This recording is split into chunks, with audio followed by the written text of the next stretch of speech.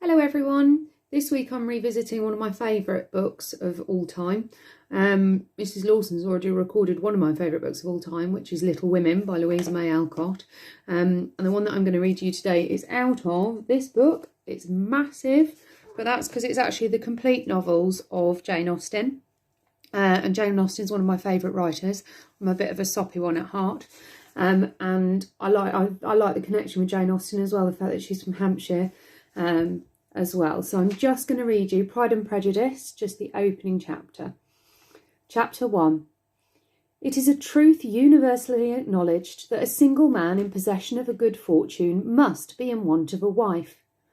However little known the feelings or views of such a man may be on his first entering a neighbourhood, this truth is so well fixed in the minds of the surrounding families that he is considered as the rightful property of some one or other of their daughters. "My dear Mr. Bennet," said his lady to him one day, "have you heard that Netherfield Park is let at last?" Mr. Bennet replied that he had not. "But it is," returned she, "for Mrs. Long has just been here and she told me all about it." Mr. Bennet made no answer. Do you not want to know who has taken it?" cried his wife impatiently. "You want to tell me, and I have no objection to hearing it." This was invitation enough.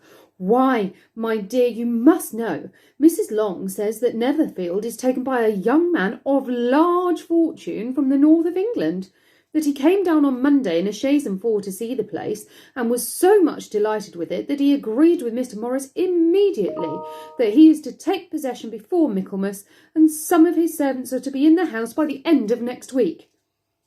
"What is his name?" "Bingley." "Is he married or single?" "Oh, single, my dear, to be sure. A single man of large fortune. 4,000 or 5,000 a year. What a fine thing for our girls." "How so? How can it affect them?" "My dear Mr. Bennet," replied his wife, "how can you be so tiresome? You must know that I am thinking of him marrying one of them." "Is that his design in settling here?" "Design? Nonsense! How can you talk so? But it is very likely that he may fall in love with one of them, and therefore you must visit him as soon as he comes." "I see no occasion for that. You and the girls may go, or you may send them by themselves, which perhaps will still be better, for you are as handsome as any of them. Mr. Bingley might like you the best of the party." "My dear, you flatter me. I certainly have had my share of beauty, but I do not pretend to be anything extraordinary now. When a woman has 5 grown-up daughters, she ought to give over thinking of her own beauty." "In such cases, a woman has not often much beauty to think of." "But, my dear, you must indeed go and see Mr. Bingley when he comes into the neighbourhood."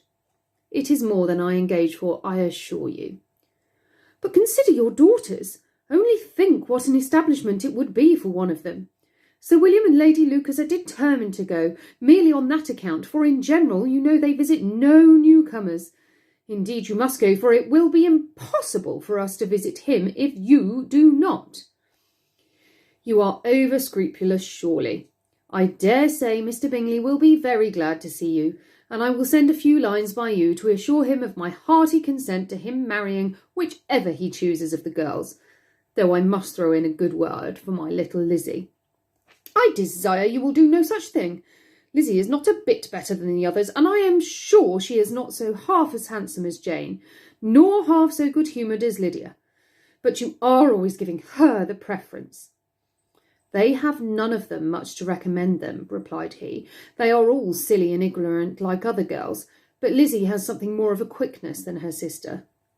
"Mr. Bennet, how can you abuse your own children in such a way?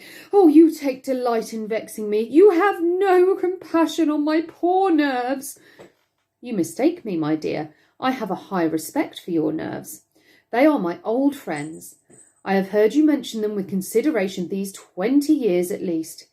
"Ah, you do not know what I suffer." "But I hope you will get over it, and live to see many young men of 4,000 a year come into the neighbourhood."